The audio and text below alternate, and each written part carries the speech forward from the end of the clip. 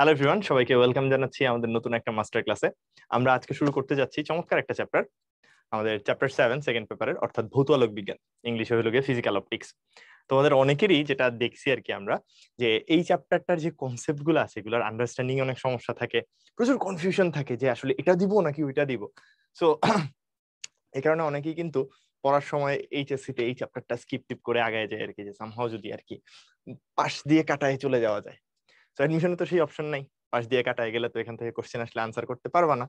So যেটা হইলো যে ভালো করে প্রিপারেশন নিতে হবে। সো আমি যেটা চেষ্টা করব যে এই লেকচার সিরিজ জুড়ে, এই চ্যাপ্টারের যে লেকচার সিরিজটা হবে সেটা জুড়ে তোমাদের যত ধরনের কনফিউশন আছে সবকিছু দূর করার চেষ্টা করব, এবং তোমাদেরকে এই চ্যাপ্টারের কোশ্চেনগুলোর সাথে আরো ভালো করে পরিচিত করে থিওরিগুলো আরো একটু ভালো করে বুঝায়, যাতে তুমি এই চ্যাপ্টার নিয়ে অনেক বেশি কনফিডেন্ট হয়ে পরীক্ষার হলে যেতে পারো, সে ব্যবস্থা করার চেষ্টা করব।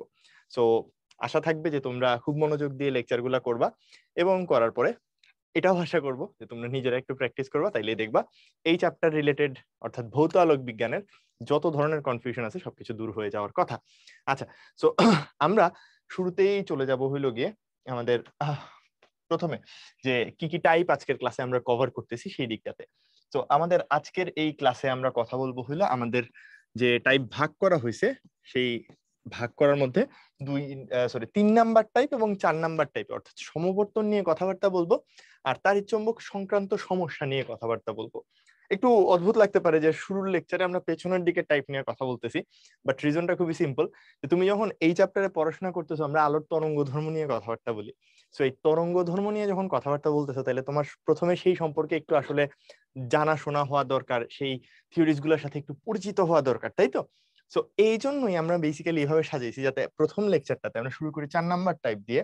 এটা ইম্পর্টেন্সের দিক দিয়ে হয়তো খুব বেশি ইম্পর্টেন্ট না, মাঝারি লেভেলের ইম্পর্টেন্ট, বেশ কিছু কোশ্চেন আসছে, বাট চ্যাপ্টার শুরু করার জন্য তোমার তড়িৎচুম্বক তরঙ্গ সম্পর্কে বেশ কিছু ধারণা থাকা দরকার, এবং আমরা সেগুলো এখানে দেওয়ার চেষ্টা করব। তারপর আস্তে আস্তে আগাবো। সমবর্তন যেহেতু ছোট টপিক, তাই এটার সাথে মিলাই দিছি।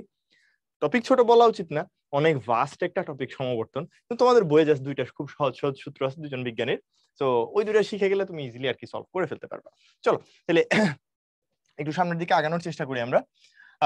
প্রথমে একটু দেখে নেই যে আমাদের প্রথম যে তাড়িৎচুম্বক তরঙ্গ সংক্রান্ত যে সকল সমস্যা, অর্থাৎ আলো যে একটা ইলেকট্রোম্যাগনেটিক ওয়েভ, সেই ইলেকট্রোম্যাগনেটিক ওয়েভের রিলেটেড যে যে প্রবলেমস গুলো আসছে সেগুলো যদি একটু দেখো, তাইলে বুয়েটে দেখো প্রিভিয়াস টাইমে আসছে, রুয়েটে আসছে, বুটেক্সে আসছে, আইইউটিতে কিন্তু বেশ রিপিটেটিভলি এই জায়গা থেকে কোশ্চেন আসে। এবং ভালো করে যদি বলি যে বেসিক আন্ডারস্ট্যান্ডিং কেন অনেক বেশি জরুরি, এই যে অঙ্কটা এটা খুবই স্পেশাল একটা ম্যাথ, ঠিক আছে? এটা একটা স্পেশাল প্রবলেম। সো তোমার যদি আসলে টপিক গুলার ইনডেপথ ধারণা কম থাকে, তাইলে কিন্তু তুমি এই কোশ্চেন গুলো আনসার করতে গেলে বেশ স্ট্রাগল করবা, ঠিক আছে?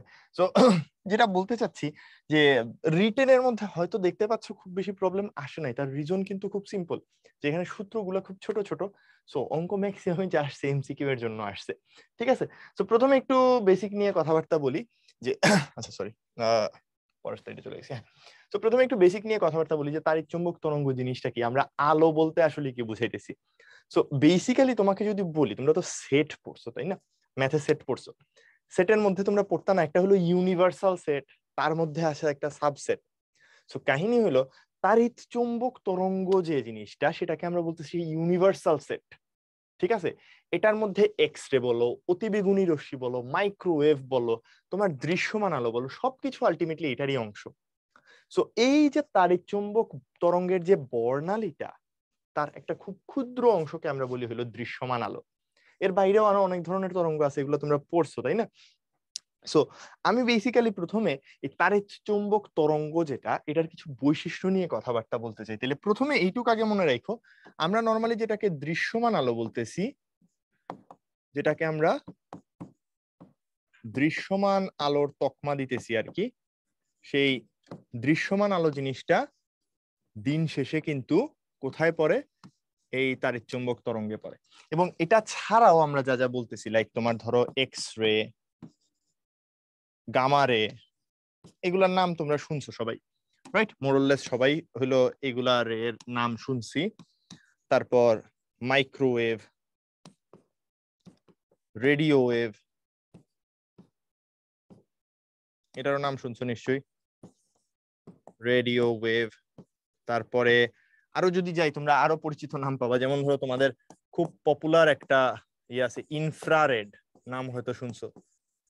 সো অবলোহিত রশ্মি যেটাকে বলি, এই সব কিছুই আলটিমেটলি কিন্তু তড়িৎচুম্বক তরঙ্গ বা তাড়িৎচুম্বক তরঙ্গ যেটাই বলো না কেন। তো যদি ইংলিশ নামটাতে যাও তাড়িৎচুম্বক তরঙ্গ, এটার ইংলিশ নামের দিকে গেলে আমরা বেশ কিছু আরো ক্লিয়ার ধারণা পাই। সো বেসিক্যালি এটাকে ইংলিশ করলে কি দাঁড়ায়, ইলেকট্রো, তার সাথে থাকে হইলো, আমি একটু ভেঙে লিখতেছি, magnetic wave. Electro magnetic wave, একটু ঠিক করে লিখে নিই, ম্যাগনেটিক,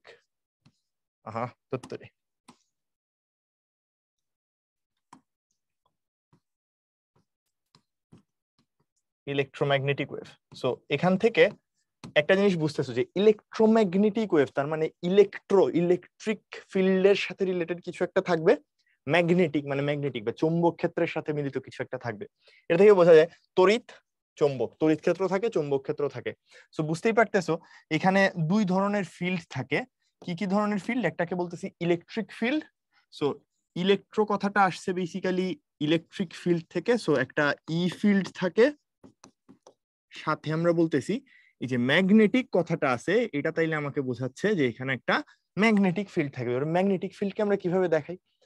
যারা যারা শর্ট সিলেবাসে আছে তারা তো হলো ম্যাগনেটিজম পড়ি নাই, জাস্ট এটা একটু মুখস্থ রাখো। সো ম্যাগনেটিক ফিল্ডকে দেখবা বি দিয়ে দেখায় অথবা এইচ দিয়ে দেখায়। সো আমি আপাতত বি ফিল্ড হিসাবেই দেখাইলাম, ই এর ইকুইভ্যালেন্ট যদি দেখাইতে চাই, ই ফিল্ড আর বি ফিল্ড, বি দিয়ে ম্যাগনেটিক ফিল্ড বুঝাই আমরা।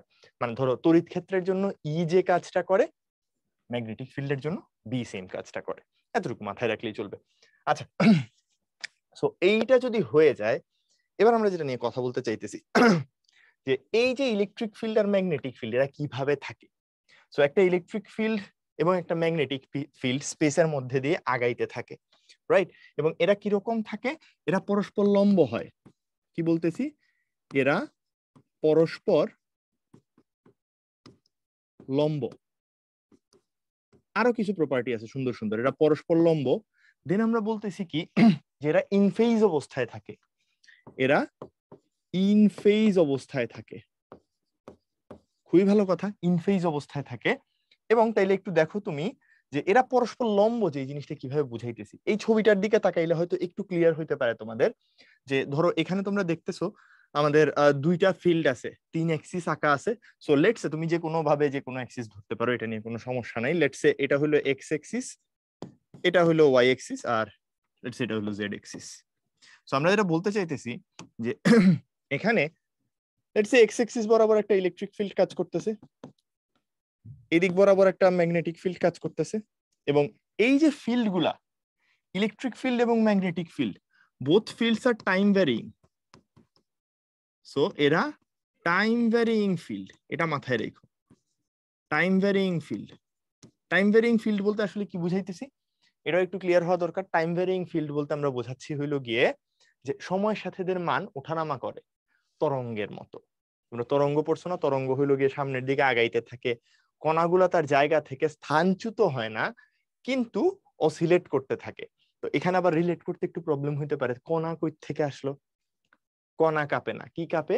লেটস সে আমরা বললাম যে এই পয়েন্টে একটা ইলেকট্রিক ফিল্ড আছে, এই পয়েন্টটাতে একটা ইলেকট্রিক ফিল্ড আছে। তাহলে ইলেকট্রিক ফিল্ডের যে ইন্টেন্সিটি আছে না, তড়িৎ প্রাবল্য যাকে বলি, তড়িৎ প্রাবল্যের মান এই পয়েন্টে টাইমের সাথে সাথে আস্তে আস্তে বাড়তে থাকে, আবার এখান থেকে আস্তে আস্তে কমতে কমতে একসময় জিরো হয়, এবং তারপর তড়িৎ প্রাবল্যটা দিক চেঞ্জ করে।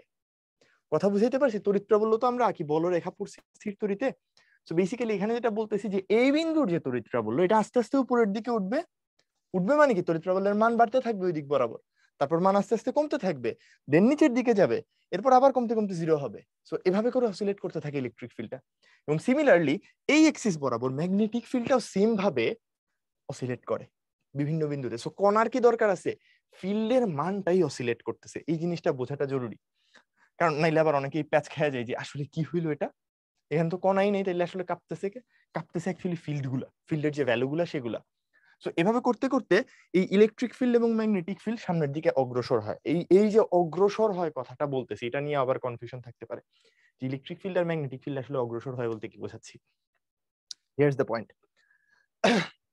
ইলেকট্রিক ফিল্ড এবং ম্যাগনেটিক ফিল্ডের যে ইন্টেন্সিটি আমরা চিন্তা করি, ইভেন গ্র্যাভিটেশনাল ফোর্সও যদি বলো, ইলেকট্রিক ফোর্স বা আমরা সহজে যদি বলি স্থির বৈদ্যুতিক বল ইনস্ট্যান্টেনিয়াস না, ম্যাগনেটিক ফোর্স ইনস্ট্যান্টেনিয়াস না, গ্র্যাভিটেশনাল ফোর্স ইনস্ট্যান্টেনিয়াস না। ইনস্ট্যান্টেনিয়াস বলতে কি বোঝাচ্ছি, যে ধরো এখানে একটা চার্জ আছে, এখানে আরেকটা চার্জ আছে, ঠিক আছে, এরা তো একজন আরেকজনকে হইলো গিয়ে আকর্ষণ বা বিকর্ষণ করে, রাইট?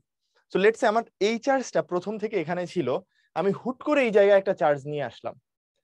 এই হুট করে যখন এই চার্জটা নিয়ে আসবো, ইনস্ট্যান্টেনিয়াসলি আনার সাথে সাথে এটা যে আগে থেকে থাকা এই চার্জটাকে ধাক্কা মারবে বা আকর্ষণ করবে না। It take some time. আরো ক্লিয়ারলি যদি বুঝাইতে চাই, লেটস আমি বললাম এই পয়েন্টে, আমি সহজে বুঝাই যে এই পয়েন্টে ধরো একটা চার্জ আছে, লেটস সে এটা প্লাস Q1, এই পয়েন্টে একটা চার্জ আছে, লেটস সে এটা প্লাস Q2। এবার আমরা করলাম কি, হঠাৎ করে এইখানে একটা চার্জ নিয়ে আসলাম প্লাস Q, হঠাৎ করে আনলাম। কাহিনী হলো যেটা, যে এই চার্জের কারণে এটার উপর যে বিকর্ষণ বল F2 আর এটার উপর যে বিকর্ষণ বল F1, এরা ইনস্ট্যান্টেনিয়াসলি কাজ করবে না। যেটা কাছে থাকবে সেটার উপর ফোর্স আগে কাজ করবে, যেটা পরে থাকবে সেটার উপর ফোর্স পরে কাজ করবে। ইলেকট্রিক ফিল্ড পাস করে স্পেসের মধ্যে দিয়ে এবং এটার জন্য সময় লাগে।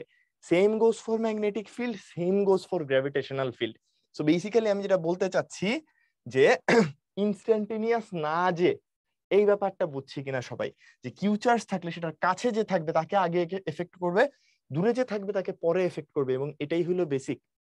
ঠিক আছে, এই বেসিক আইডিয়াটা বোঝা উচিত। তরঙ্গ যেমন কাজ করে এখানেও সেম ভাবেই কাজ করতেছে ইলেকট্রিক ফিল্ড, এবং এই স্পিডটা অনেক বেশি। এই স্পিডটা তোমরা জানো, স্পিডটা কত, 3 × 10⁸ মিটারস পার সেকেন্ড। এই স্পিডে হইলো গিয়ে এই ইফেক্টটা পাস করতে থাকে। রিলেট করতে পারতেছো? আলোর স্পিড পড়ো না এটা, এক্স্যাক্টলি এটা অনেক ফাস্ট, এই জন্য দেখে ইনস্ট্যান্টেনিয়াস মনে হয়, কিন্তু কিন্তু এটার একটা লিমিট আছে, ইনস্ট্যান্টেনিয়াস না। অনেক দূরে যদি রাখতে পারো তাহলে তুমি এফেক্টটা ফিল করতে পারবা অ্যাকচুয়ালি। সো আশা করি আমি যা বলতে চাইছি যে ইলেকট্রিক ফিল্ড এবং ম্যাগনেটিক ফিল্ড স্পেসের মধ্যে দিয়ে পাস করে, এই ব্যাপারটা আশা করি বুঝছি। এবং এগুলা কত স্পিডে পাস করে বলতেছি আমরা আমরা বলতেছি এই দিক বরাবর ওয়েভটা প্রপাগেট করে বা তরঙ্গ সঞ্চালন হয়। সো এটাকে বলতেছি ওয়েভ প্রপাগেশনের ডিরেকশন। ঠিক আছে, এটাকে বলতেছি ওয়েভ প্রপাগেশনের ডিরেকশন, এবং এটার স্পিড হয় c = 3 × 10⁸ metres per second. I guess এটা ক্লিয়ারলি সবাই বুঝতে পারছি। এবং ইলেকট্রিক ফিল্ড কাঁপতেছে, ম্যাগনেটিক ফিল্ড কাঁপতেছে, এই কনসেপ্টটাও সবার কাছে ক্লিয়ার হয়ে গেছে। তাইলে ইলেকট্রোম্যাগনেটিক ওয়েভ জিনিসটা কি সেই সংক্রান্ত মোটামুটি একটা ধারণা আমাদের মধ্যে কিন্তু চলে আসার কথা। ভালো কথা। আরো একটা জিনিস বলে রাখি, দেখো আমি যখন এখানে আঁকছি জাস্ট একটা ইলেকট্রিক ফিল্ড দিছি, একটা ম্যাগনেটিক ফিল্ড দিছি, এবং ইলেকট্রিক ফিল্ড যে তলে কাঁপতেছে, ম্যাগনেটিক ফিল্ড আছে তার সাথে 90° অ্যাঙ্গেলে, এবং এদের দুইজনের যে তলটা, এদিকে যদি আমরা XY তল বলি এটাকে যদি XY তল বলি, তাহলে তরঙ্গটা প্রপাগেট হচ্ছে কোন দিকে, থার্ড এক্সিস দিয়ে। দেখো একটা এক্সিসে ইলেকট্রিক ফিল্ড, একটা এক্সিসে ম্যাগনেটিক ফিল্ড, এবং এদের দুইজনের সাথে লম্ব যে তৃতীয় অক্ষটা সেদিক দিয়ে ওয়েভটা প্রপাগেট করতেছে, অর্থাৎ জেড এক্সিস দিয়ে এরা সামনের দিকে আগায় যাচ্ছে। সো আলো প্রপাগেট করতেছে কিন্তু সামনের দিকে। এই জিনিস কেমনে জেনারেট করা যায়, খুব সিম্পল একটা ওয়ে বলি, অনেকগুলো ওয়ে আছে।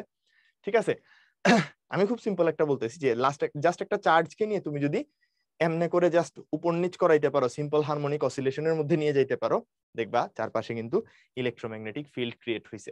ঠিক আছে, এবং এটা কিন্তু টাইম ভেরিং এরকম ইলেকট্রোম্যাগনেটিক ফিল্ডই হবে যদি ঠিকঠাক কম্পাঙ্কে কাঁপাইতে পারো। অর্থাৎ সোজা হিসাবে যেটা বলতে চাচ্ছি, যে আমাদের দৃশ্যমান আলোর যে কম্পাঙ্ক, ওই রেঞ্জের কম্পাঙ্কে যদি তুমি একটা চার্জ কেমনে কাঁপাইতে পারো, বিলিভ মি তুমি আলো দেখতে পাবা। যাই হোক, এইসব ব্যাপার স্যাপার যদি ক্লিয়ার হয়ে যায় তোমাদের কাছে, আরো একটা ব্যাপার একটু বলে দিতে চাই, যে লেটস সে আমরা এখানে একটা ইলেকট্রিক ফিল্ড একটা ম্যাগনেটিক ফিল্ড দিয়ে দেখতেছি। বাস্তবে আলো বা ইলেকট্রোম্যাগনেটিক ফিল্ড গুলা এতটাও সিম্পল থাকে না। ঠিক আছে, জিনিসটা মোটেও এতটা সিম্পল থাকে না। রাদার আমি যদি বলি যে ধরো এদিক বরাবর একটা ইলেকট্রিক ফিল্ড আছে, তার করেসপন্ডিং ঠিক 90° কোণে এদিকে একটা ম্যাগনেটিক ফিল্ড আছে, রাইট? বুঝতে পারতেছি সবাই? এদিকে একটা ইলেকট্রিক ফিল্ড, এদিকে ধরো একটা ম্যাগনেটিক ফিল্ড, এদিকে হলো লাইট পাস করতেছে। কাহিনী হলো বাস্তবে আলোতে খালি এরকম একটা কম্পোনেন্ট থাকে না। ধরো এখানে একটা ইলেকট্রিক ফিল্ড আছে, তার সাথে আরেকটা ইলেকট্রিক ফিল্ড হয়তো থাকতে পারে এদিক বরাবর হালকা একটা কোণে বেঁকে আছে। এবং ওই ইলেকট্রিক ফিল্ডের করেসপন্ডিং আরেকটা ম্যাগনেটিক ফিল্ড এদিকে তার সাথে ওইটার সাথে 90 ডিগ্রি বরাবর থাকবে। কথা কি বুঝাইতে পারছি? এবং এরকম করে দেখা যাবে চারপাশে সব দিকে ইলেকট্রিক ফিল্ড এবং ম্যাগনেটিক ফিল্ড আছে, বিভিন্ন অ্যাঙ্গেলে বেঁকে আছে।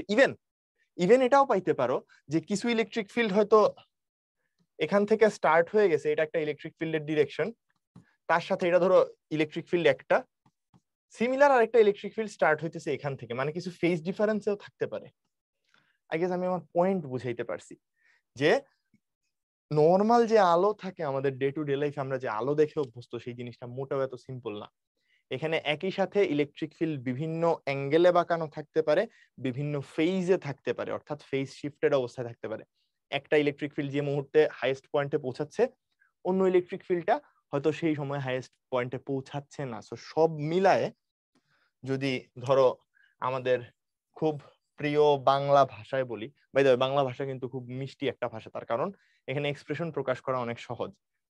সোজা হিসাবে বললে একটা জগা খিচুড়ি অবস্থা হয়ে আছে, ঠিক আছে? এবং এই যে আলোর জন্য যে ইলেকট্রোম্যাগনেটিক ওয়েভটা দেখতেছি, এটা মোটেও এরকম এত সুন্দরভাবে হলো সামনের দিকে প্রপাগেট করে না। এতগুলো ইলেকট্রিক ফিল্ড, তাদের করেসপন্ডিং ম্যাগনেটিক ফিল্ড সবকিছু মিলায় এটা রিভলভ করতে করতে সামনের দিকে আগাইতে থাকে। মানে পুরা ইলেকট্রিক ফিল্ডটা যত সামনের দিকে যায় এরকম পেঁচাইতে পেঁচাইতে পেঁচাইতে পেঁচাইতে সামনে আগাইতে থাকে। সো ওই দিকে আমরা মোটেও আমাদের আলোচনা নিয়ে যাব না, ওইসব আলোচনা বাদ। জাস্ট দেখো, বোর্ডের মধ্যে আমি অনেক কিছু বলার জন্য বলছি, বোর্ডের মধ্যে লিখে রাখছি কিছু খুব কোর কথাবার্তা, ওটুক মনে রাখবা, ঠিক আছে? বাকি যা বলছি সেটা তোমার জানার জন্য বলছি, ঠিক আছে? এগুলো নিয়ে ভবিষ্যতে পরবর্তীতে কথাবার্তা বলতে পারো, পড়াশোনা করতে পারো। এখন সব মুছে ফেলছি, যা লিখা আছে that is the core points that you need to remember, ঠিক আছে? সো এই পয়েন্টস গুলা যদি একটু মনে রাখতে পারো, তোমার লাইফ সুন্দর হয়ে যাবে। ওকে, সো এটা হয়ে গেলে এরপর আমরা একটু সামনের আলোচনায় যাব, বাট তার আগে আরো কিছু কথাবার্তা বলে নিই। এই যে আরেকটা টপিক রয়ে গেছে, দশা পার্থক্য আর পথ পার্থক্য। এটা তোমরা মোটামুটি জানো যে দুইটা বিন্দুর মধ্যে পথের যদি মানে কিছু দূরত্ব যদি থাকে, লেটস সে আমরা যদি বলি যে এটা একটা পয়েন্ট আর এটা একটা পয়েন্ট, এই দুইটা পয়েন্টের মধ্যে যে লিনিয়ার ডিসটেন্সটা, এই দুইটা পয়েন্টের মধ্যে যে লিনিয়ার ডিসটেন্সটা, এটাকে আমরা বলতেছি পাথ ডিফারেন্স।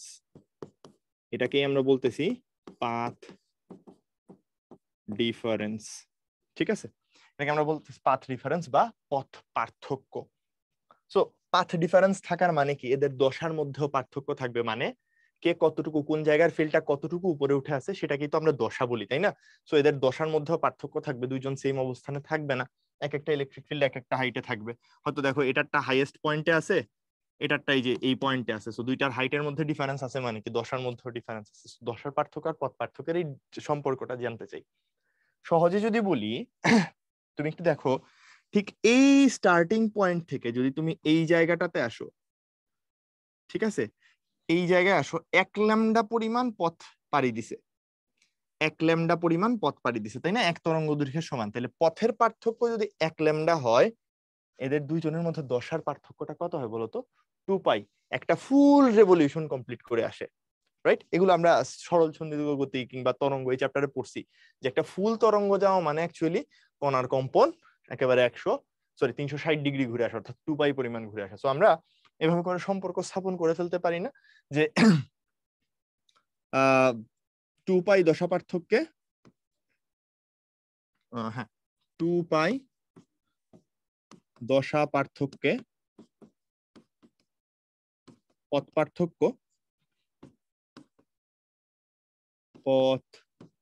পার্থক্য ল্যামডা। তাইলে ইউনিট পরিমাণ দশা পার্থক্যে পথ পার্থক্য কত হবে? That will be lambda by 2 pi. তাইলে বলো তো, ডেল্টা পরিমাণ যদি হলো দশা পার্থক্য হয়, তাইলে পথ পার্থক্য হবে lambda by 2 pi into delta. তাহলে এখান থেকে ফাইনালি আমি কি বলতে পারবো? তাইলে এই যে পথ পার্থক্য X is equal to lambda by 2 pi into delta, এটা। আর সাথে তাইলে আরো একটা জিনিস মনে রাখা উচিত, যে উল্টা সম্পর্কটা কি হবে, এটা হলো যদি দশা পার্থক্য দেওয়া থাকে পথ পার্থক্য বাইর করার সূত্র। তাহলে এখান থেকে আবার আমি এটাও মনে রাখতে পারি, তাহলে ডেল্টা ইজ ইকুয়াল টু হয়ে যাবে টুয়াইস পাই over lambda into x. So এই দুইটা সম্পর্ক একটু মনে রাখাটা জরুরি। যে যে কোনো একটা তরঙ্গের জন্য দুটা বিন্দুর দশা পার্থক্য এবং তাদের পথ পার্থক্যের মধ্যকার সম্পর্ক। আচ্ছা, সো এইটুক যদি হয়ে যায়, এটার পরে আমরা আরো গুরুত্বপূর্ণ একটা পয়েন্টে যাইতে চাই, সেটা হলো পয়েন্টিং ভেক্টর। ঠিক আছে, Poynting vector. So Poynting vector সংক্রান্ত প্রথম যে ভয়াবহ ধারণাটা তোমাদের মাথার মধ্যে আছে সেটা আগে দূর করি। প্রথম কথা, পয়েন্টিং ভেক্টর যদি ইংলিশে লিখতে দেই, শতকরা 95% মানুষ পয়েন্টিং বানান এটা লিখে। তো কাহিনী হইলো এটা ভুল, পয়েন্টিং বানান এরকম না। তার কারণ হইলো এটা কোনো কিছুকে পয়েন্ট করতেছে বলে এটাকে এরকম করে নাম দেওয়া হয়নি। এটা একজন বিজ্ঞানীর নামে দেওয়া হয়েছে, ভদ্রলোকের নাম হইলো এরকম, POYNTING। So this is Poynting vector. So এটা অ্যাকচুয়ালি কি মিন করে, সহজ কথায় যদি বলি এটা মিন করতেছেটা কি। রাশিমালাটা আগে একটু লিখে ফেলি। সো রাশিমালা হলো এরকম, এস ভেক্টর ইজ, অবশ্যই পয়েন্টিং ভেক্টর বলতেছে একটা ভেক্টর হবে, ইজ ইকুয়াল টু তোমার আমরা বলি ই ক্রস এইচ, ই ক্রস এইচ। আর যদি আরেকটু ভাঙায় লিখি, এই এইচ হইলো চুম্বক এর প্রাবল্য, চুম্বক ক্ষেত্রের প্রাবল্য, চুম্বক প্রাবল্য বলে থাকি। আর এটাকেই, যেহেতু চুম্বক ক্ষেত্র নিয়ে তোমাদের ডিটেলস আলোচনা নাই, সো ওইদিকে আমি যাচ্ছি না, আমি বলতে পারবো এই এস ইজ ইকুয়াল টু হবে 1/μ ইন্টু ই ক্রস বি। তাহলে কোনটাকে কি বলি আগে বলি, তারপর আমি এস এর মাহাত্ম্যতে যাইতেছি, যে এস এর মাহাত্ম্য কোন জায়গায় কতটুকু কি হইতেছে। আচ্ছা, তো এই যে জিনিসটা, এটাকে আমরা বলি হলো চুম্বক প্রাবল্য, চুম্বক প্রাবল্য। ঠিক আছে, আর এই যে বিটাকে আমরা বলি হইল গিয়ে তোমার চুম্বক ফ্লাক্স ঘনত্ব। তো হয়তো তোমরা যেহেতু চুম্বক ক্ষেত্র বা ম্যাগনেটিক ম্যাটেরিয়ালস নিয়ে খুব বেশি পড়াশোনা করো নাই, তাই জন্য এই দুইটা আপাতত আলাদা করতে কষ্ট হইতে পারে। যদি কেউ ম্যাগনেটিজমের চ্যাপ্টার পড়ে এসে থাকো তাইলে তোমার এটা নিয়ে অসুবিধা হবে না বুঝতে। তো আমি ওই ধরে নিচ্ছি তুমি এটা পড়ো নাই। সো চুম্বক ফ্লাক্স ঘনত্ব জিনিসটা কি জাস্ট একটু হালকা আইডিয়া দিতে চাই। তোমার তড়িৎ ক্ষেত্রে মানে তড়িৎ প্রাবল্য রাশিটা যা মিন করে, চুম্বক ক্ষেত্রে বি রাশিটা হলো সেম জিনিস মিন করে। ঠিক আছে, তো সোজা হিসাবে আমি যেটা বলতে চাচ্ছি যে তড়িতে যে জিনিসটা ই, চৌম্বকে সেম জিনিসটা হলো বি। ঠিক আছে, দুইটাই তো দুইটা ফান্ডামেন্টাল ফোর্স, রাইট? চুম্বক বল এবং তড়িৎ বল দুইটা ফান্ডামেন্টাল ফোর্স। এবং এখানে তাইলে এই আইডিয়াটা রাখাটা জরুরি যে আসলে ই আর বি দুইটা যে সিমিলার থিং। ঠিক আছে, আশা করি বুঝাইতে পারছি। যেমন ধরো আমরা গ্র্যাভিটেশনাল ফোর্সের ক্ষেত্রে কি বলি, যে আমার মূল যে বৈশিষ্ট্যটা পদার্থে সেটা হলো ভর, রাইট? সো গ্র্যাভিটেশনাল ফোর্সের ক্ষেত্রে ভর যে জিনিস, তড়িৎ বলের ক্ষেত্রে চার্জ হলো সেম জিনিস। তো সিমিলারলি আমরা যেটা বলতেছি যে তড়িৎ ক্ষেত্রের জন্য তড়িৎ প্রাবল্য যে জিনিস, চৌম্বক ক্ষেত্রের জন্য বি বা চৌম্বক ফ্লাক্স ঘনত্ব সেম জিনিস। আশা করি এইটুক পর্যন্ত সবার ক্লিয়ার হয়েছে। এই যে মিউ দেওয়া আছে, মিউটা একটু অপরিচিত লাগতে পারে, সরি ভুল কালার সিলেকশন। সো এই মিউ একটু অপরিচিত লাগতে পারে, এটাকে আমরা বলি চৌম্বক প্রবেশ্যতা। চৌম্বক প্রবেশ্যতা কোন একটা ম্যাটেরিয়ালে ম্যাগনেটিক ফিল্ড কতটা ভালোভাবে প্রবেশ করতে পারে, বা কোন একটা তোমার ম্যাটেরিয়ালে চৌম্বক ক্ষেত্র কত বেশি শক্তিশালী হবে, সেটার একটা মোটামুটি কোয়ান্টিটি বলতে পারি আর কি আমরা। যেমন ধরো আমরা হয়তো ফেরোম্যাগনেটিক ম্যাটেরিয়ালের নাম শুনছি, আবার ডায়াম্যাগনেটিক ম্যাটেরিয়ালের নাম শুনছি। ফেরোচৌম্বক পদার্থ, ডায়াচৌম্বক পদার্থ, ডায়াগুলা হলো খুব একটা ভালো চৌম্বক পদার্থ হিসেবে কাজ করে না, কিন্তু ফেরো অনেক ভালো চৌম্বক পদার্থ হিসেবে কাজ করে, কারণ ফেরোর মিউ বেশি, ডায়ার মিউ কম। That's it. এই হইলো গিয়ে কথাবার্তা।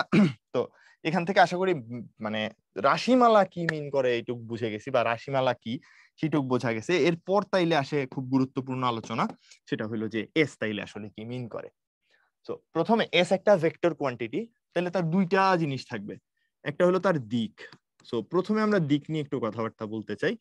এই পয়েন্টিং ভেক্টরের যে ডিরেকশন, এটা অ্যাকচুয়ালি ওয়েভ প্রপাগেশনের ডিরেকশনটাকে মিন করে, অর্থাৎ আমার যে ইলেকট্রোম্যাগনেটিক ওয়েভটা ট্রান্সফার হইতেছে সেটা কোন দিকে ট্রান্সফার হইতেছে সেটা বোঝায়।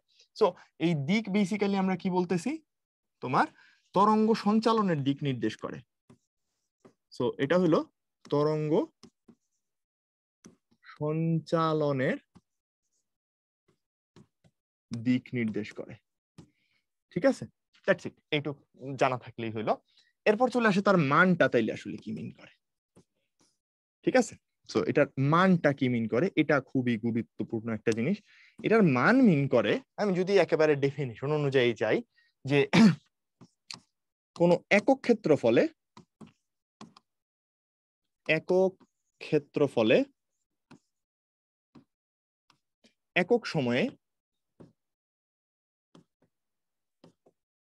একক সময়ে লম্বভাবে প্রবাহিত শক্তির পরিমাণকে, দ্যাটস ইট। কোন একক ক্ষেত্রফলে একক সময়ে প্রবাহিত শক্তির পরিমাণটা হলো গিয়ে এটার মান ইন্ডিকেট করে। সো আমি যদি আরো ইজিলি আগাই, তাইলে এস ইজ ইকুয়াল টু আমি বলতে পারবো কি, এস ইজ ইকুয়াল টু আমি বলতে পারবো হইলো গিয়ে কাইন্ড অফ ব্যাপারটা অনেকটা এরকম, যে এনার্জি যা পাস করতেছে ডিভাইডেড বাই টাইম, যেহেতু ইউনিট টাইমে বলছে এবং ইউনিট এরিয়ার কথা বলছে, দ্যাটস ইট। এটা এবার তোমাদের মনে আছে কিনা, ওয়েভে আমরা এনার্জির একটা রাশিমালা পড়ছিলাম, ইন্টেন্সিটি বলতো এটাকে, রাইট? মনে আছে না? ইন্টেন্সিটি, ওয়েভ ইন্টেন্সিটি সমান আমরা এরকম কিছু পড়ছিলাম, ওয়েভ ইন্টেন্সিটি, বা যেটাকে আমরা বলি হইলো গিয়ে তরঙ্গের তীব্রতা। তরঙ্গের তীব্রতা সমান ছিল এই সেম জিনিসটা, এনার্জি ডিভাইডেড বাই এরিয়া, এরকম কিছু একটা ছিল আর কি তোমাদের মনে, সরি, এনার্জি ডিভাইডেড বাই, একটু দাঁড়াও এক সেকেন্ড, একটু ভুল লিখছি, পাওয়ার ডিভাইডেড বাই এরিয়া, এরকম কিছু একটা ছিল, আমি একটু ভুল লিখছি। সো ইন্টেন্সিটি আমরা বলতাম হলো পাওয়ার divided by area,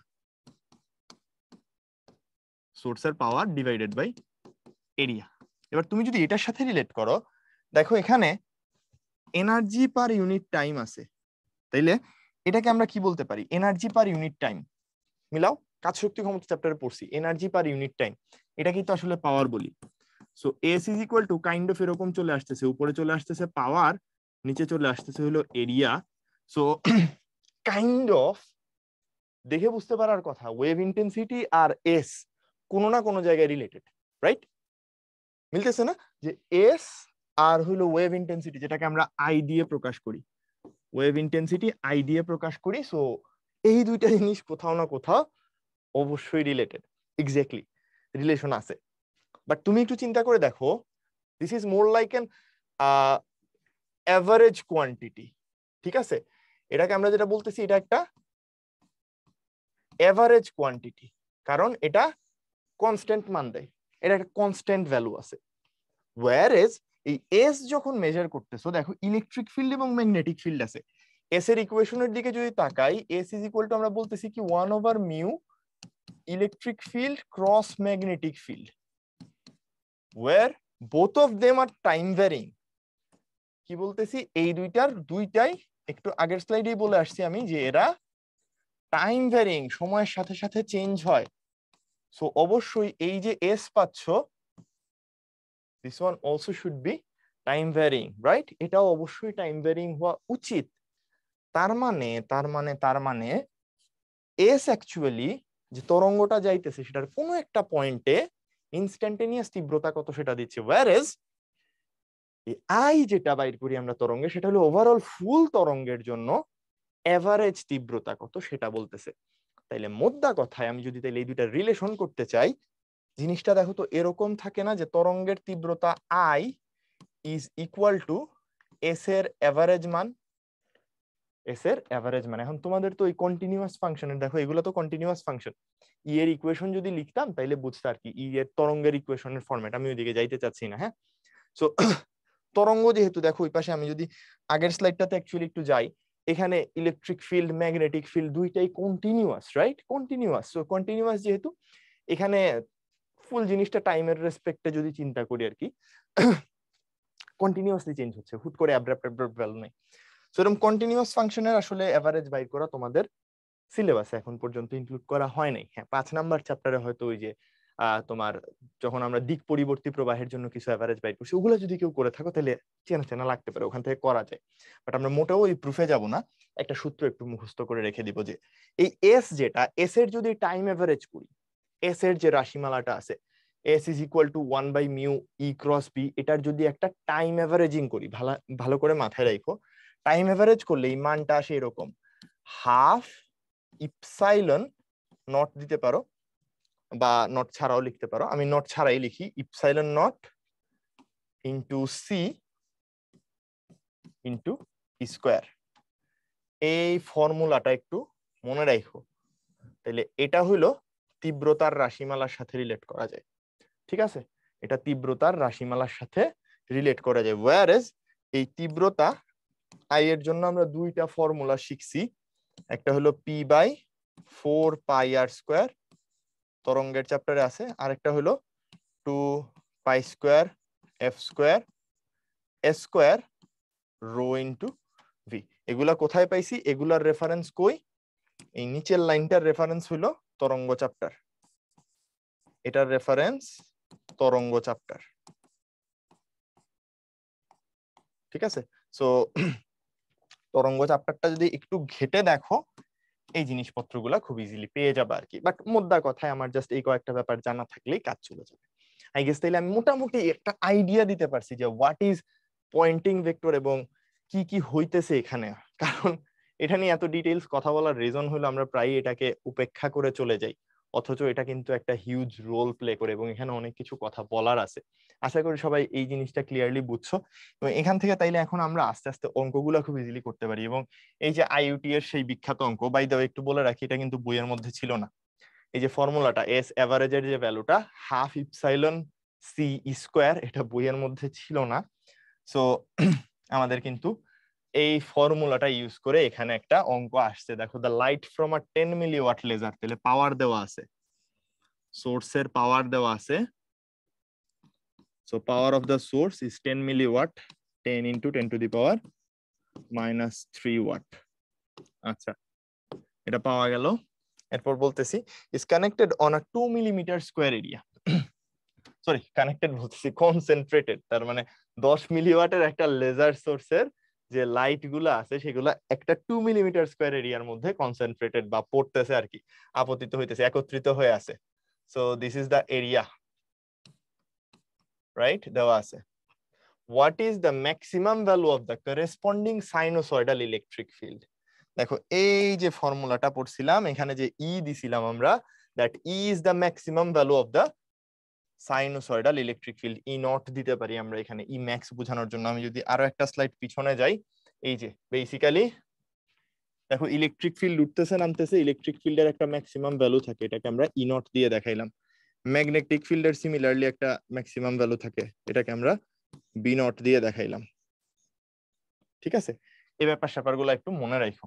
O by the way, এখানে দুইটা ইকুয়েশন আমি একটু লিখতে ভুলে গেছি, মনে রাখার জন্য বলে দেই আর কি, যে এই যে ই নট আর বি নট পড়লাম আমরা চাইলে আলোর বেগের সাথে ই নট বি নটের একটা সম্পর্ক স্থাপন করতে পারি। সি ইজ ইকুয়াল টু হয় হলো ই নট বাই বি নট, আর আরেকটা যেটা হয় ওই যে এখানে আমরা একটু আগে হইলো মনে আছে না তোমাদের, ইপসাইলন তো জানি, আর সাথে একটু আগে যে এখানে মিউ পড়লাম না। সো এই দুইটা দিয়ে সি এর ইকুয়েশন সাজানো যায় এরকম, সি ইজ ইকুয়াল টু 1/√ওভার মিউ ইন্টু ইপসাইলন। সো এই দুইটা সূত্রের প্রুফ তোমাদের লেভেলে বোঝানো আসলে টাফ। সো ফর নাও আমরা এই দুইটাকে আর কি মুখস্থ করেই রেখে দিব। ঠিক আছে, এই দুইটা ফর্মুলা মুখস্থ করা ছাড়া কিছু করার নাই, সুতরাং এই দুইটা জিনিস মুখস্থ রাখবো একটু আর কি। ওকে, সো চলেন আমরা এই অঙ্কটাতে ফেরত যাই। আমার তাহলে ম্যাক্সিমাম ভ্যালু, এই কথাটা বলার জন্যই আসলে আমি এত দুইটা স্লাইড পিছনে গেলাম। So maximum value of the corresponding sinusoidal electric field, that means আমার কাছে জানতে চাচ্ছে এ এর ভ্যালু দেওয়া আছে। সো এ যদি 2 মিলিমিটার স্কোয়ার হয়, তার সাথে আমাকে বলতেছে যে তাইলে তুমি বলো এবার ই নটের ভ্যালু কত। দেখো বাকি সব কোয়ান্টিটি তোমার কিন্তু আসলে জানা, সো এটা বাইর করা খুব একটা কঠিন কিছু না। আমরা জানবো I is equal to half epsilon naught c square, যেহেতু আলাদা করে কিছু বলে দেয়নি, তাহলে এখান থেকে বাইর করতে চাই E not square is equal to I সমান কি বলছিলাম পি বাই এ, তাই না? So 10 into 10 to the power minus 3 divided by 2 into 10 to the power minus 6 millimetre square আছে, মিটার স্কয়ারে নিব, রাইট? আচ্ছা, এটার সাথে গুণ হয়ে যাবে কিন্তু একটা 2, দেখো 2টা ওই পাশে গিয়ে গুণ হচ্ছে আর এই দুইটা ভাগ হবে ইপসাইলন নট আর সি, তাইলে এইদিকে চলে আসবে 8.854 10 to the power minus 12 আর সি হইল 3 into 10 to the power 8। আমরা এগুলা একটু ক্যালকুলেটরে হিসাব করে নিব। ওকে, কত আসে দেখি। 10 into 10 to the power minus 3 into চলে আসবে 2 আর বাকি সব নিচে 2 into 10 to the power minus 6, তারপরে গুণ হবে 8.854 10 to the power minus 12, তারপরে গুণ হবে 3 into 10 to the power 8, সব মিলাই দিলে আনসার পাইছি একটা কিছু, তারপর সেটাকে আমরা রুটও করে দিব একবার। সো আনসার আসতেছে কত, আমি এখান থেকে যদি লিখে দেই, ই নটের ভ্যালুটা তুমি পেয়ে যাবা 1940.3 1940.3 ভোল্ট। তাহলে তুমি একটু চিন্তা করো, সরি ভোল্ট তো না, ভোল্ট পার মিটার আর কি, ভোল্ট পার মিটার। আচ্ছা, তাহলে চিন্তা করে এটাকে লেখা যাবে কি 1.94 kilovolt per metre, right? Kilovolt per metre 1.94। এই যে ডি নাম্বারে দেখো আমাদের এই সঠিক উত্তরটা আছে। এবং দেখো তুমি যদি এই ফর্মুলাটা না জানো তাইলে কিন্তু তুমি পরীক্ষায় এই অঙ্কটা আর করতে পারবা না। সো আই গেস আমি মোটামুটি বুঝাইতে পারছি যে কিভাবে হয়েছে, ফর্মুলা জানা থাকলে অঙ্ক হয়ে যাবে একেবারে ইজিলি। ওকে, সো এটা হয়ে গেলে আমরা চলে যাব তাইলে হলো আমাদের পরের প্রবলেমে। এগুলা খুব সোজা সোজা অঙ্ক, একদমই সোজা যাকে বলে। সো একটু ফাস্ট যাওয়ার চেষ্টা করব। an FM radio station broadcast on a frequency of 94.5 megahertz, তাইলে আমার ফ্রিকোয়েন্সি দেওয়া আছে, the station uses a half wavelength antenna, একটা হাফ ওয়েভলেংথ অ্যান্টেনা ইউজ করে। অ্যান্টেনা ইউজুয়ালি তোমার হলো গিয়ে ওয়েভলেংথের সাথে রিলেট করে বানানো হয় যাতে ফুল ওয়েভটা ক্যাচ করতে পারে। তো আমার এখানে বলতেছে কি স্টেশনটা ওয়েভলেংথের হাফ লেংথের একটা অ্যান্টেনা ইউজ করে। সো বলতেছে what is the length of the antenna. So প্রথমেই বুঝো an FM radio, radio wave তার মানে রেডিও ওয়েভ মানে একটা electromagnetic wave, right? Radio wave মানে একটা ইএম ওয়েভ। সো অবভিয়াসলি এটার যে velocity that is c is equal to 3 into 10 to the power 8 metre per second. So এইটুক যদি হয়, এখান থেকে এখন আমরা বাইর করে ফেলতে চাই, তাইলে ওয়েভলেংথ ল্যামডা কত? ল্যামডা সমান তো আমরা জানি সি বাই এফ, রাইট? কারণ c is equal to f lambda, এটা তো ছোটবেলার সমীকরণ। সো জাস্ট বসায় দাও, দেখো কত আসে। সি তাইলে হলো 3 ইন্টু 10 টু দি পাওয়ার 8 আর এফ এর ভ্যালু হইলো গিয়ে তোমার 94.5 megahertz. So 94.5 into 10 to the power 6। Calculate করো ল্যামডা কত, দেন ল্যামডা বাই 2 বাইর করে ফেলো। সো 3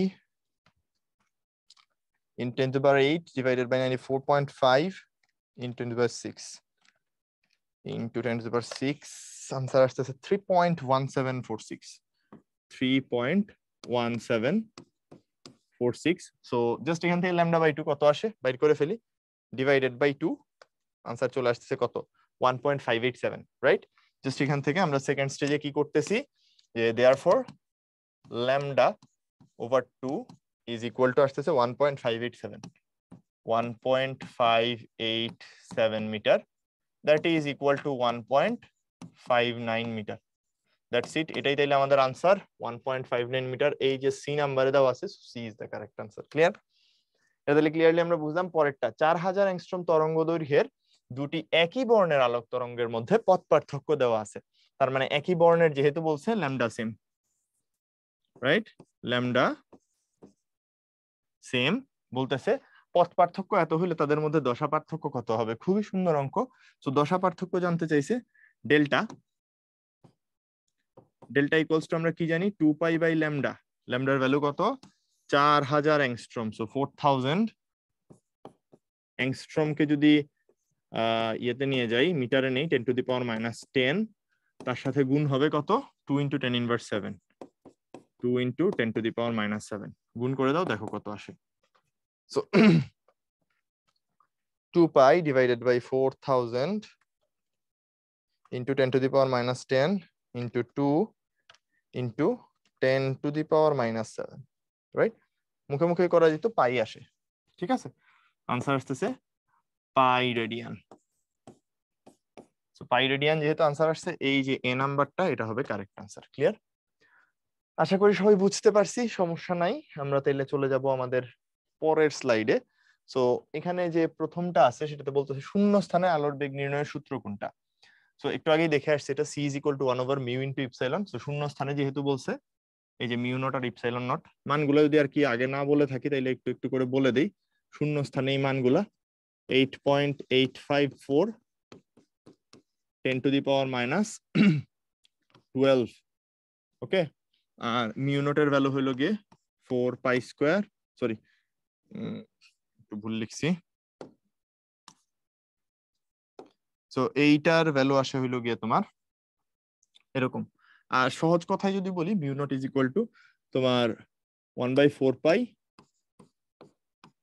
ইন্টু চলে আসবে হইলো, আচ্ছা এত হিসাব নিকাশ করেও আসলে লাভ নেই, সোজা সাপটা কথায় মিউ নটের মান আসে হইলো গিয়ে 4 পাই ইন 10⁻⁻7। ঠিক আছে, 4 পাই ইন্টু 10⁻⁻7। এই দুটো যদি আমরা বসায় দেই তাইলে একটু হিসাব নিকাশ করে দেখি যে আসে কিনা আসলে সি এর ভ্যালু। চলেন, 1/√/√4 pi into 10⁻⁻7 into 8.854 into 10⁻⁻12। So কত আসতেছে? ওকে, এক সেকেন্ড। 4 পাই 10⁻⁻7 8.854 10⁻⁻12। সমস্যা কি? সিনট্যাক্স এরর দেখাচ্ছে। 4 পাই, ওকে এবার ঠিক আছে। ইয়াপ, এক্স্যাক্টলি ঠিকঠাক আনসার আসছে। 2.99 10⁸ আসে। সো এটুকু জাস্ট মনে রাখো আর কি, আমি হালকা একটু কনফিউজড হয়ে গেছিলাম। ওকে, তো বাতাসে সোডিয়াম আলোর তরঙ্গ দৈর্ঘ্য এত, যে কাচের প্রতিসরণাঙ্ক সামথিং, সো তাতে হইলো গিয়ে তার তরঙ্গ দৈর্ঘ্য কত হবে। সো সিম্পলি অঙ্কটা অনেক ইজিলি করে ফেলতে পারি আমরা। দেখো, বেসিক্যালি যদি মিডিয়াম চেঞ্জ করো তুমি, মিডিয়াম চেঞ্জ করলে সি চেঞ্জ হয়ে যায়, রাইট? সো আমরা এটা বলতেছি যে প্রতিসরণাঙ্ক যে জিনিসটা, প্রতিসরণাঙ্কের সংজ্ঞা কি? প্রতিসরণাঙ্কের ডেফিনেশন হইলো এটা যে বায়ু মাধ্যমে আলোর বেগ ডিভাইডেড বাই ওই মাধ্যমটাতে আলোর বেগ কত, বাই ওই মাধ্যমে আলোর বেগ কত। সো লেটস সে এটা হলো কোন একটা মিডিয়াম যেটাতে হইলো গিয়ে সি এর ভেলোসিটি কিছু একটা। তুমি একটু চিন্তা করো, সি সমান আবার কি বলতে পারি আমরা, যেহেতু সোর্স সেম, জাস্ট ল্যামডা গুলা চেঞ্জ হচ্ছে। So that will be lambda not, আর এটা হয়ে যাবে এফ বাই ল্যামডা। সো তোমার কাছে জানতে চাইছে তরঙ্গ দৈর্ঘ্য কত, তাইলে এখান থেকে জাস্ট বাইর করে ফেলো। দেয়ারফর ল্যামডা উইল বি, এখানে যেহেতু এফ এফ কাটা চলে যাচ্ছে, তাইলে চোখ বন্ধ করে ল্যামডা সমান হয়ে যাবে ল্যামডা নট বাই হইলো তোমার mu. That will be lambda not over mu. মান বসায় দাও, ল্যামডা নটের ভ্যালু কত? 5.89 10⁻⁻7 ডিভাইডেড বাই 1.52। করে ফেলি ক্যালকুলেটরে, একটু ক্যালকুলেট কত আসে দেখি। তাইলে 5.89 ইন্টু 10⁻⁻7 ডিভাইডেড বাই 1.52, তাহলে আসলে 3.875 ইন্টু 10⁻⁻7। That's it. সো 3.875। তাহলে একটু দেখো, এটা তো আনসার না। 3.875 10⁻⁻, এটাও না। তাহলে আনসার হওয়ার চান্স আছে এই যে এটা 3.875 10⁻⁻7। আশা করি এটা বুঝাইতে পারছি। এবং এই যদি হয় তাহলে এখানে একটা টিক চিহ্ন দিয়ে আমরা চলে যাব আমাদের পরেরটাতে। তো কি বলছে? How much phase difference is created when an electromagnetic wave of frequency 1000 megahertz travels a distance of 10 centimeter? So distance দেওয়া আছে 10 সেন্টিমিটার, বলতেছে কতটুকু ফেজ ডিফারেন্স ক্রিয়েট হয়, রাইট? জানতে চাচ্ছে কতটা ফেজ ডিফারেন্স ক্রিয়েট হবে। সো আবারও ল্যামডা সমান, সরি ডেল্টা সমান তাইলে হয়ে যাবে টুয়াইস পাই ওভার ল্যামডা। সো ল্যামডা কত বাইর করে নিতে হবে, একটু ল্যামডাটা বাইর করে নিই প্রথমে। C by f, so 3 into 10⁸, আর এটা হয়ে যাবে 1000 ইন্টু 10⁻6। তাহলে এটা অ্যাকচুয়ালি কত হচ্ছে? 10⁻9। এবং আলটিমেটলি তাইলে তোমার কাছে থাকবে 3 ইন্টু 10⁻3 চলে আসবে। আমি আসলে অত পেঁচে না যাই, এটা চলে আসবে 0.3 মিটার। তাহলে এটা যদি 0.3 মিটার চলে আসে, এটা যদি 0.3 মিটার আসে, আমি এখানে 2π/λ দিয়ে দিলাম 0.3, তার সাথে ডিস্টেন্স বলছে 10 সেন্টিমিটার, সো 0.1 মিটার দিয়ে দিলাম।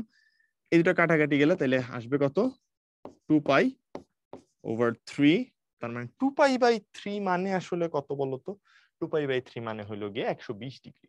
ঠিক আছে, 2π/3 মানে হইলো 120 ডিগ্রি। এটা ছিল রেডিয়ানে, সো ওইটা হয়ে গেছে ডিগ্রিতে। সঠিক উত্তর তাইলে এই যে বি নাম্বার এটা। আশা করি এটা তাইলে ক্লিয়ারলি সবাই বুঝতে পারছি। চলে যাব তাইলে আমরা আমাদের পরবর্তী স্লাইডে, যেখানে আমরা শুরু করব হলো সমবর্তন সংক্রান্ত অঙ্কগুলা। সো এখান থেকে যদি অঙ্কের দিকে তাকাও, অঙ্ক প্রচুর আসছে। রিটেনে যেরকম বুয়েটে অনেক আগে আগে আসতো, রুয়েটে দেখো রিসেন্ট ইয়ারে এখান থেকে কোশ্চেন আসছে। ঠিক আছে, বাট বুয়েটের দিকে তাকাও, এমসিকিউতে প্রচুর প্রবলেমস আসছে। রিজন কি, অঙ্কগুলা ছোট ছোট। ঠিক আছে, আচ্ছা তুমি আইইউটিতে তাকাও, 21-22 এখান থেকে কোশ্চেন আসছে, গরম গরম একেবারে।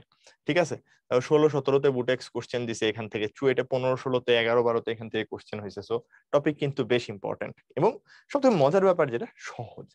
তো প্রথমে আসলে বুঝতে চাই সমবর্তন জিনিসটা আসলে কি কি হইতেছে, এগুলা নিয়ে একটু কথাবার্তা। এই সংক্রান্ত দুইটা সূত্র আছে। তো আমরা প্রথমে স্টার্ট করব হলো ম্যালাসের সূত্র দিয়ে। ঠিক আছে, সহজে যদি বলি, তোমাদের মনে আছে যখন আমি অনেক অনেক আগে একটা প্রথম স্লাইডের মধ্যে তড়িৎ চৌম্বক তরঙ্গ যখন পড়াইতেছিলাম, তখন বলছিলাম যে একটা ইলেকট্রিক ফিল্ড আর একটা ম্যাগনেটিক ফিল্ড দিয়ে একটা পেয়ার হইল, কিন্তু বাস্তবে আলো এরকম হয় না। বাস্তবে আলো হয় না বলতে আমি বলতেছি যে নর্মালি তুমি যে লাইট দেখতেছো সেগুলো এরকম হয় না। সেটাতে অনেক অনেক ইলেকট্রিক ফিল্ড থাকে, তার সাথে প্রত্যেকটার সাথে করেসপন্ডিং ম্যাগনেটিক ফিল্ড থাকে। যদি ধরো আমি বলি যে এরকম করে একটা ইলেকট্রিক ফিল্ড আর এরকম করে একটা ম্যাগনেটিক ফিল্ড চিন্তা করতেছি, ঠিক আছে, আমার কথা হইলো এই মানে এরকম ইলেকট্রিক ফিল্ড খালি একটা থাকে না, এটার সাথে হয়তো এরকম একটা অ্যাঙ্গেলে দেখবা আরেকটা ইলেকট্রিক ফিল্ড আছে, ওইটার সাথে 90 ডিগ্রি অ্যাঙ্গেলে এদিকে হইলো তার করেসপন্ডিং ম্যাগনেটিক ফিল্ডটা আছে। তো আমি আশা করি বুঝাইতে পারছি। তাইলে তুমি যদি লেটস আমরা বলি যে এখানে ইলেকট্রিক ফিল্ডটার যদি একটা সারফেস চিন্তা করে, দেখা যাবে এরকম একটা সারফেসে এই ডিরেকশন বরাবর যেরকম ইলেকট্রিক ফিল্ড কাঁপতেছে, আমি খালি ইলেকট্রিক ফিল্ড দিয়ে দেখাচ্ছি, তুমি মনে মনে চিন্তা করে নিও যে এখানে ম্যাগনেটিক ফিল্ড প্রত্যেকটা লম্ব বরাবর আছে। ঠিক আছে, এবং ইলেকট্রিক ফিল্ড তো ম্যাগনেটিক ফিল্ডকে এখানে ইফেক্ট করার কিছু নেই। সো এই বরাবর ইলেকট্রিক ফিল্ড কাঁপতেছে, দেখা যাবে এদিক বরাবরও ইলেকট্রিক ফিল্ড কাঁপতেছে, দেখা যাবে এদিক বরাবরও ইলেকট্রিক ফিল্ড কাঁপতেছে, এদিক বরাবরও ইলেকট্রিক ফিল্ড কাঁপতেছে। মোদ্দা কথা আমি যেটা বলতেছি, একটা সারফেসের সব দিকে ইলেকট্রিক ফিল্ডের কম্পোনেন্ট তুমি পাবা। এই যে ব্যাপারটা, একটা জগা খিচুড়ি মার্কা আলো, এটার একটা নাম আছে, এটাকে আমরা বলি হইলো অসমবর্তিত আলো। এটাকে আমরা বলতেছি হইলো অসমবর্তিত আলো। এই আলোটাকেই ফিল্টারিং করে, সাম ফিল্টারিং প্রসেসের মধ্যে দিয়ে যদি পাস করাই, আমরা বলতেছি এটাকে হালকা ফিল্টারিং করব, করে জাস্ট একটা তল বরাবর কম্পন পাস করতে দিব, বাকি আর কিচ্ছু পাস করবে না। এগুলা সব বাদ, আগে যেগুলা এদিক ওদিক ছিল এগুলা সব বাদ দিয়ে কেবলমাত্র একটা ডিরেকশন বরাবর কম্পন পাস করতে দিব। তাহলে এই ফিল্টারিং প্রসেসটাকেই আমরা বলি হইলো সমবর্তন।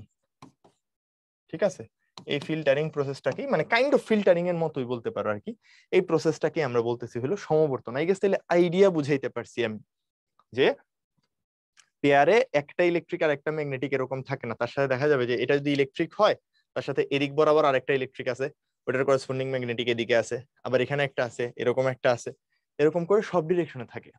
সো আই গেস মোটামুটি অসমবর্তিত আলো কি জিনিস সেটা সবাই ক্লিয়ারলি বুঝতে পারছি আর কি। আচ্ছা একটু মুছে নিই। আচ্ছা, যদি এটা হয়ে যায় তাইলে আমরা চলে আসবো এখন আস্তে আস্তে ম্যালাসের সূত্রে। সো লেটস সে এখানে আমরা একটা ইলেকট্রিক মানে একটা আলোর স্যাম্পল নিছি আর কি। সো এটা একটা অসমবর্তিত আলো, এটা একটা অসমবর্তিত আলো, বা আমরা বলবো আনপোলারাইজড লাইট। ঠিক আছে, আনপোলারাইজড লাইট। আচ্ছা, সো কাহিনী হলো যে এখানে তাহলে ইলেকট্রিক ফিল্ডের বিভিন্ন দিকে কম্পোনেন্ট আছে, এখানে যতগুলো আঁকা খালি ইলেকট্রিক ফিল্ড কম্পোনেন্ট গুলো আঁকছি। ভালো করে বুঝো, এদিকে ইলেকট্রিক ফিল্ড, এদিকে ইলেকট্রিক ফিল্ড, এদিকে ইলেকট্রিক ফিল্ড, সব দিকে ইলেকট্রিক ফিল্ডের কম্পোনেন্ট গুলাই তোমাকে দেওয়া আছে।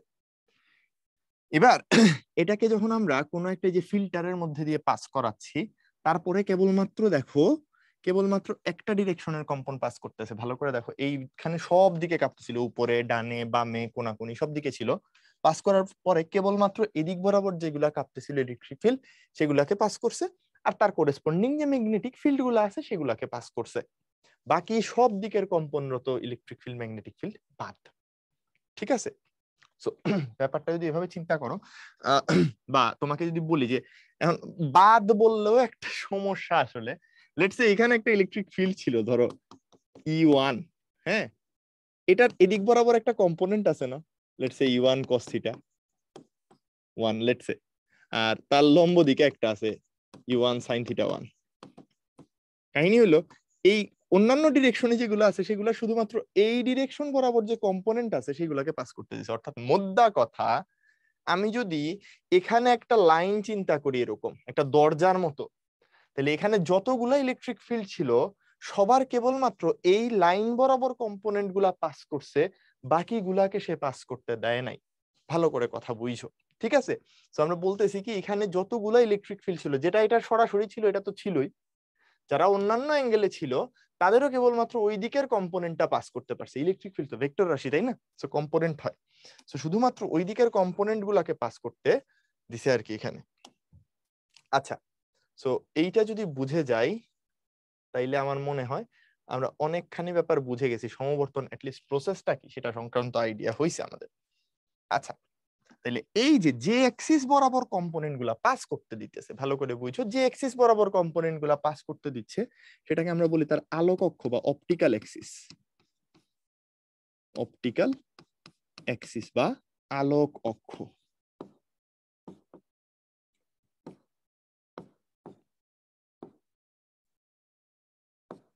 ঠিক আছে, এটাকে আমরা বলতেছি তার আলোক অক্ষ। খুব ভালো কথা। আচ্ছা, তাহলে এখন কাহিনী হইলো, স্বাভাবিকভাবে একটু চিন্তা করে দেখো তো, অনেকগুলা কম্পোনেন্ট বাদ পড়ে গেছে না? অনেকগুলা কম্পোনেন্ট কিন্তু বাদ পড়ে গেছে। সো এখানে আলোর যে তীব্রতা ছিল, এখানে কিন্তু আলোর তীব্রতা ওইরকম আর থাকবে না। কি হবে বলতো? কমে যাবে, রাইট? অবশ্যই কমে যাবে। এখানে যে পরিমাণ কম্পোনেন্ট ছিল ইলেকট্রিক ফিল্ড ম্যাগনেটিক ফিল্ডে সবগুলো পাস করতে পারেন, তার একটা অংশ মাত্র পাস করছে। সো এখানে সে তীব্রতা কমে যাবে। এই মেলাস সাহেব অ্যাকচুয়ালি তীব্রতা কিভাবে কমতেছে সেটা নিয়ে কথাবার্তা বলছেন। তার আগে আরো কিছু জিনিসপত্রের সাথে পরিচয় করায় দিই। তাহলে আলোক অক্ষ কাকে বলে বুঝে গেলাম। এই যে জিনিসটা এখানে অ্যাড করা হয়েছে, যেটা দিয়ে ফিল্টারিংটা চালানো হলো, এই জিনিসটাকে আমরা বলি হলো পোলারাইজার। পোলারাইজার বাংলায় বলে সমবর্তক, বাংলায় বলি আমরা সমবর্তক।